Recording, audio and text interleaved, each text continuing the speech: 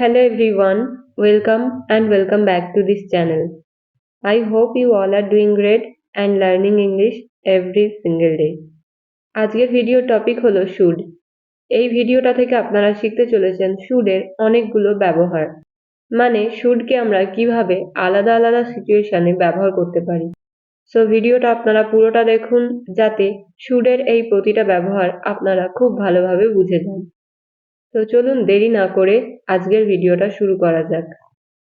শুডের ব্যবহার আমরা করব যখন আমরা এরকম বলবো যে কোনো কাজ আমাদের করা উচিত, তখন আমাদের ইংলিশে শুডের ব্যবহার করতে হবে। বাট সেন্টেন্সটা হতে হবে প্রেজেন্ট টেন্সে। মানে বর্তমানে কোনো কাজ আমাদের করা উচিত, এরকম যখন আমরা কোনো সেন্টেন্স বলবো তখন আমরা শুডের ব্যবহার করে বলবো। যেমন আমার সেখানে যাওয়া উচিত, তোমার এখন ঘুমানো উচিত, আমার পড়াশোনা করা উচিত, এই ধরনের বাক্যগুলো। ওকে, তো তার জন্য আমাদের সিম্পল একটা স্ট্রাকচার ফলো করতে হবে। স্ট্রাকচারটা হলো সাবজেক্ট প্লাস শুড প্লাস ভার্বের বেস ফর্ম, মানে V1। তো চলুন এবার ইংলিশে কয়েকটা সেন্টেন্স মেক করে দেখা যাক। You should go, you should go, তোমার যাওয়া উচিত। আই শুড স্টাডি, আমার পড়াশোনা করা উচিত। They should come, they should come, তাদের আসা উচিত। আই শুড ইট, আমার খাওয়া উচিত।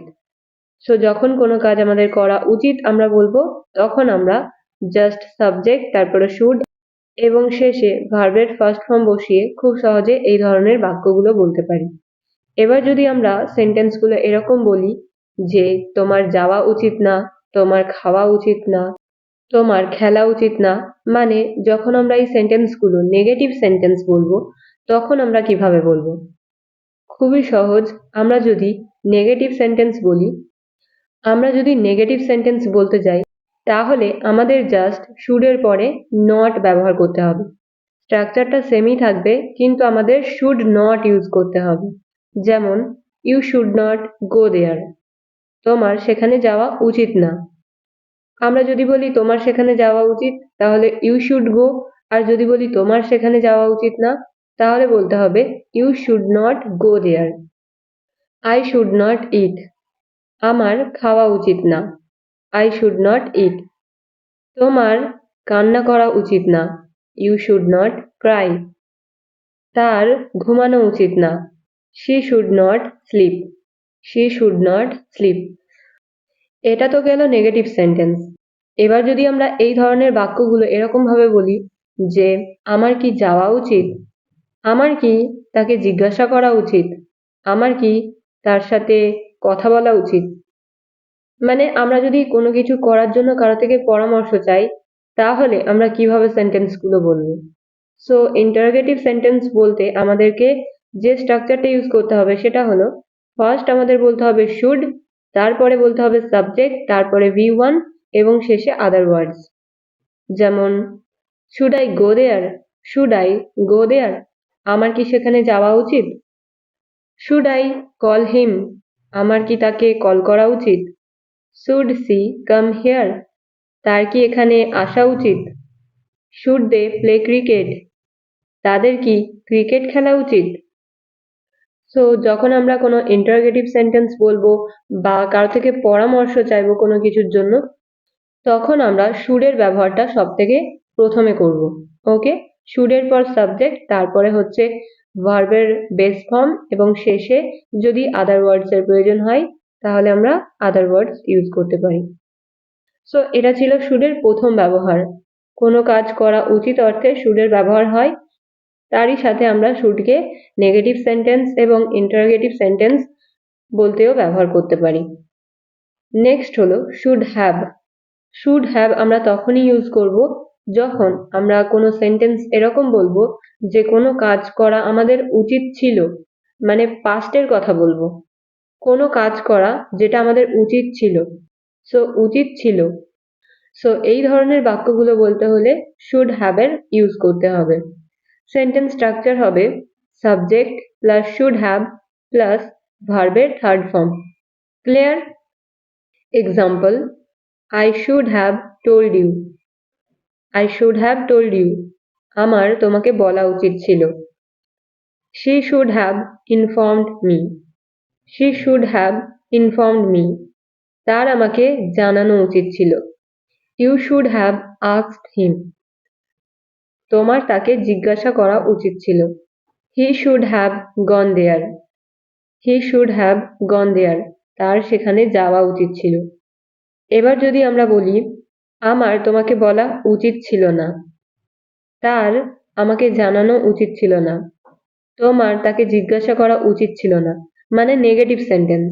ওকে, যদি আমরা নেগেটিভ সেন্টেন্স বলি সো তখন আমাদের ইউজ করতে হবে শুড নট হ্যাভ। ওকে, কোনো কাজ করা উচিত ছিল অর্থে আমরা ব্যবহার করছি শুড হ্যাভ। আর যদি আমরা বলি কোনো কাজ করা আমাদের উচিত ছিল না তখন আমরা ইউজ করব শুড নট হ্যাভ। ক্লিয়ার? তো চলুন ইংলিশে কয়েকটা নেগেটিভ সেন্টেন্স দেখা যাক। For instance, You should not have told him. You should not have told him. তোমার তাকে বলা উচিত ছিল না। I should not have gone there. আমার সেখানে যাওয়া উচিত ছিল না বা উচিত হয়নি। You should not have given money. তোমার টাকা দেওয়া উচিত ছিল না। সো should not have ব্যবহার করে আমরা খুব সহজে নেগেটিভ সেন্টেন্সগুলো বলতে পারি। এবার যদি আমরা ইন্টারোগেটিভ সেন্টেন্স বলি তাহলে এখানেও কিন্তু সেম। তখন আমাদের should এর ব্যবহারটা আগে করতে হবে। তখন সেন্টেন্স স্ট্রাকচার হয়ে যাবে should plus subject plus have plus ভার্বের third form. For instance, should I have told him? Should I have told him? আমার কি তাকে বলা উচিত ছিল? ওকে, প্রশ্ন করা হচ্ছে। আমার কি তাকে বলা উচিত ছিল? Should he have brought this? তার কি এটা কেনা উচিত ছিল? Should you have given him money? তোমার কি তাকে টাকা দেওয়া উচিত ছিল? তো should have এর ব্যবহার আমরা পাস্টে আমাদের কোনো কিছু করা উচিত ছিল অর্থে ব্যবহার করতে পারি। সো আপনারা দেখলেন যে should have এর ব্যবহার আমরা কিভাবে সেন্টেন্সে করব। মানে যখন আমরা কোনো কাজ করা আমাদের উচিত ছিল পাস্টের কথা বোঝাবো, কোনো কাজ করা আমাদের উচিত ছিল তখন আমরা should have এর ব্যবহার করব। ওকে, এই ছিল should এর 2 নম্বর ব্যবহার। should এর 3 নম্বর ব্যবহার হলো should have প্লাস noun। এখানে আমাদেরকে should have এর সাথে noun ব্যবহার করতে হবে। সো এখানে কিন্তু আমাদের মনে রাখতে হবে have মেন ভার্ব হিসাবে ইউজ হবে। তো যখন আমরা কোনো সেন্টেন্সে আমরা এরকম বোঝাবো যে আমাদের কোনো জিনিস থাকা উচিত অর্থে আমাদের should have প্লাস noun এর ব্যবহার করতে হবে। For example, you should have a pen. You should have a pen. তোমার একটা পেন থাকা উচিত। He should have a book. তার একটা বই থাকা উচিত। I should have a laptop. আমার একটি ল্যাপটপ থাকা উচিত। She should have money. তার টাকা থাকা উচিত। She should have money. So যখন আমরা বোঝাবো যে আমাদের কাছে কোনো জিনিস থাকা উচিত তখন আমরা should have এর সাথে noun যোগ করে এই ধরনের বাক্যগুলো খুব সহজে বলতে পারি। আর যদি আমরা এই সেন্টেন্সগুলো নেগেটিভ সেন্টেন্স বলি তাহলে কিন্তু আমাদের সেম আগের মতোই should এর সাথে not ব্যবহার করতে হবে। ওকে, কারণ নেগেটিভ সেন্টেন্স মানেই কিন্তু not এর ব্যবহার হয়। For example, you should not have a pen. তোমার একটি পেন থাকা উচিত না। He should not have a book. তার একটি বই থাকা উচিত না। I should not have a laptop. আমার একটি ল্যাপটপ থাকা উচিত না। He should not have money. তার টাকা থাকা উচিত না। ওকে, তো কত সহজে আমরা এই ধরনের নেগেটিভ সেন্টেন্স গুলো বলতে পারি। এবার আসা যাক ইন্টারোগেটিভ সেন্টেন্স। তো ইন্টারোগেটিভ সেন্টেন্স বলতে হলে আমাদেরকে should এর ব্যবহার আগে করতে হবে। ওকে, সেন্টেন্স স্ট্রাকচার হবে should plus subject plus have plus noun। Example, should I have a mobile? Should I have a mobile? আমার কি একটি মোবাইল থাকা উচিত? আমার কি একটি মোবাইল থাকা উচিত? Should I have a mobile? Should he have a bike? তার কি একটি বাইক থাকা উচিত? Should I have a book? আমার কি একটি বই থাকা উচিত? Should I have money? আমার কি টাকা থাকা উচিত? So should have plus noun দিয়ে যেভাবে নেগেটিভ সেন্টেন্স বলা খুব সহজ, ঠিক সেইভাবে ইন্টারোগেটিভ সেন্টেন্সগুলো বলাও কিন্তু খুবই ইজি, জাস্ট আমাদেরকে শুডের ব্যবহারটা আগে করতে হবে। ক্লিয়ার? সো এই ছিল শুডের 3 নম্বর ব্যবহার। শুডের নেক্সট ব্যবহার হলো শুড বি। শুডের নেক্সট ব্যবহার হচ্ছে শুড বি। তো যখন আমরা এই ধরনের বাক্যগুলো বলবো, যেমন তোমার এখন অফিসে থাকা উচিত, বা তোমার এখন বাড়িতে থাকা উচিত, তোমার একজন ডাক্তার হওয়া উচিত, তার একজন টিচার হওয়া উচিত।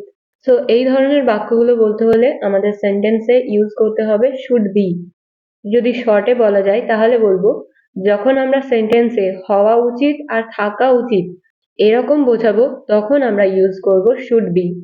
সেন্টেন্স স্ট্রাকচার হবে subject plus should be plus object. তো চলুন এবার ইংলিশে কয়েকটা এক্সাম্পল দেখা যাক। He should be at office now. He should be at office নাও মানে তার এখন অফিসে থাকা উচিত। I should be at home now. I should be at home now আমার এখন বাড়িতে থাকা উচিত। আমার এখন বাড়িতে থাকা উচিত। He should be a doctor. তার একজন ডাক্তার হওয়া উচিত। তোমার একজন টিচার হওয়া উচিত। You should be a teacher. আর যদি আমরা নেগেটিভ সেন্টেন্স বলি তাহলে এখানেও সেম, আমাদের শুডের সাথে নট ইউজ করতে হবে। যেমন you should not be at office. তোমার অফিসে থাকা উচিত না। He should not be at market. তার বাজারে থাকা উচিত না। You should not be a doctor. তোমার একজন ডাক্তার হওয়া উচিত না। সো এইভাবে আমরা সাবজেক্টের পরে শুড নট বি ব্যবহার করে নেগেটিভ সেন্টেন্সগুলো ইজিলি বলতে পারি। এবার যদি আমরা শুড বি দিয়ে এই ধরনের বাক্যগুলো ইন্টারোগেটিভ সেন্টেন্সে বলতে চাই তাহলে আমাদের শুডের ব্যবহার আগে করতে হবে, তারপরে সাবজেক্ট, তারপরে বি। ওকে, এবং শেষে আদার ওয়ার্ডস। যেমন should I be there. Should I be there আমার কি সেখানে থাকা উচিত। Should I be at house আমার কি বাড়িতে থাকা উচিত। Should I be a doctor আমার কি একজন ডাক্তার হওয়া উচিত। তো যখন আমরা এরকম ভাবে প্রশ্ন করব যে আমার কি সেখানে থাকা উচিত, আমার কি একজন টিচার হওয়া উচিত, যখন আমরা প্রশ্ন করব, রাইট, সো তখন আমরা শুডের ব্যবহার আগে করব এবং তারপরে সাবজেক্ট, তারপরে বি এবং শেষে other words. Very easy, right? So এই ছিল শুডের 4 নম্বর ব্যবহার। এবার দেখা যাক শুডের পরের ব্যবহারটা। শুড বি প্লাস ভার্বের third form. So should be plus ভার্বের থার্ড ফর্ম আমরা তখনই ইউজ করব যখন আমরা কোনো সেন্টেন্স প্যাসিভ ফর্মে বলবো। যেমন গাড়িটা সারানো উচিত, রুমটা পরিষ্কার করা উচিত। এখানে আমরা কে কাজ করবে, কে কাজটা করছে সেটা আমরা উল্লেখ করব না। ওকে, যেমন যদি আমরা বলি যে ঘরটা পরিষ্কার করা উচিত, কে করছে বা কে করবে এরকম কোনো কিছু বলছি না, জাস্ট বলছি যে ঘরটা পরিষ্কার করা উচিত। সো যখন সেন্টেন্সে কর্তা থাকে না তখন কিন্তু সেন্টেন্সগুলো আমরা প্যাসিভ ফর্মে বলে থাকি। তো চলুন এক্সাম্পল গুলো দেখলে আপনারা আরো ভালোভাবে বুঝতে পারবেন। এখানে সেন্টেন্স স্ট্রাকচার হবে subject plus should be plus ভার্বের third form. Example, the car should be repaired. The car should be repaired গাড়িটা সারানো উচিত। The room should be cleaned. The room should be cleaned ঘরটা পরিষ্কার করা উচিত। এবার যদি বলি ভাত রান্না করা উচিত, এবার যদি বলি যে ভাত রান্না করা উচিত, the rice should be cooked.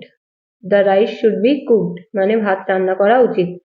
Okay, negative sentence বলতে হলে আমাদের সেম আগের ফর্মুলা ব্যবহার করতে হবে, শুডের সাথে নট ব্যবহার করতে হবে। এখানে সেন্টেন্স স্ট্রাকচার সেম থাকবে, জাস্ট আমরা শুডের সাথে নট ব্যবহার করে নেগেটিভ সেন্টেন্সগুলো ব্যবহার করতে পারি। যেমন this food should not be eaten. This food should not be eaten মানে এই খাবারটা খাওয়া উচিত না। Okay, the door should not be opened. The door should not be opened মানে দরজাটা খোলা উচিত না। সো আপনারা বুঝতে পারলেন যে যখন আমরা কোনো কাজ করা উচিত বা কোনো কাজ করা উচিত না এরকম বোঝাবো তখন আমরা শুড বি এর সাথে ভার্বের থার্ড ফর্ম ব্যবহার করে এই টাইপের বাক্যগুলো খুব সহজে বলতে পারি। শুডের নেক্সট ব্যবহার হচ্ছে শুডের সাথে আমাদের হ্যাভ বিন এর ব্যবহার করতে হবে। যখন আমরা কোনো সেন্টেন্স এরকম বলবো যে হওয়া উচিত ছিল বা আমাদের কাছে কোনো কিছু থাকা উচিত ছিল, হওয়া উচিত ছিল আর থাকা উচিত ছিল অর্থে, তখন আমাদের শুডের সাথে হ্যাভ বিন ব্যবহার করে সেন্টেন্স বলতে হবে। For example, you should have been a teacher. You should have been a teacher মানে তোমার একজন টিচার হওয়া উচিত ছিল। ওকে, এর আগে শুডের 4 নম্বর ব্যবহারে আমি আপনাদের দেখিয়েছি যে শুড বি এর ব্যবহার। শুড বি আমরা তখন ব্যবহার করব যখন আমরা বলবো যে কোনো কিছু হওয়া উচিত বা থাকা উচিত, মানে প্রেজেন্ট টেন্সে যখন আমরা সেন্টেন্স বলবো তখন আমরা শুড বি এর ব্যবহার করে বলবো, রাইট? কিন্তু এখানে হচ্ছে শুড হ্যাভ বিন, রাইট? তো যখন আমাদের কোনো কিছু হওয়া উচিত ছিল বা থাকা উচিত ছিল তখন আমরা ইউজ করব শুড হ্যাভ বিন। যেমন তোমার টিচার হওয়া উচিত ছিল, you should have been a teacher. তার হসপিটালে থাকা উচিত ছিল, he should have been at hospital. He should have been at hospital মানে তার হসপিটালে থাকা উচিত ছিল। I should have been there. I should have been there মানে আমার সেখানে থাকা উচিত ছিল। ঠিক সেম ভাবে আমরা সেন্টেন্সে জাস্ট শুড এর সাথে নট ব্যবহার করে এই ধরনের সেন্টেন্স গুলো নেগেটিভ ফর্মে বলতে পারি। আমার সেখানে থাকা উচিত ছিল না, I should not have been there. I should not have been there. তোমার একজন ডাক্তার হওয়া উচিত ছিল না, you should not have been a doctor. You should not have been a doctor. আবারও বলছি, যখন আমরা সেন্টেন্সে বলবো যে আমাদের কিছু হওয়া উচিত ছিল বা কিছু থাকা উচিত ছিল, তখন আমরা সেন্টেন্সে ব্যবহার করব শুড হ্যাভ বিন। আর যদি আমরা নেগেটিভ সেন্টেন্স বলি যে আমাদের হওয়া উচিত ছিল না বা কোনো কিছু থাকা উচিত ছিল না, তখন আমাদের জাস্ট শুড এর সাথে নট ব্যবহার করে আমরা সহজে নেগেটিভ বাক্যগুলো বলতে পারবো। তো ফ্রেন্ডস, এই ছিল শুডের 6 ধরনের ব্যবহার। তো আশা করছি এতদিন পর্যন্ত যাদের শুডের ব্যবহারগুলো নিয়ে অনেক রকম ডাউট ছিল আর কি, তাদের সমস্ত ডাউটগুলো ক্লিয়ার হয়ে গেছে। আর আর হ্যাঁ, যদি এখনো পর্যন্ত ভিডিওটা আপনারা লাইক না করে থাকেন তাহলে অবশ্যই ভিডিওটা একটা লাইক করবেন এবং শেয়ার করবেন। So that is it for today's video. Thank you so much for watching. Stay happy and keep learning.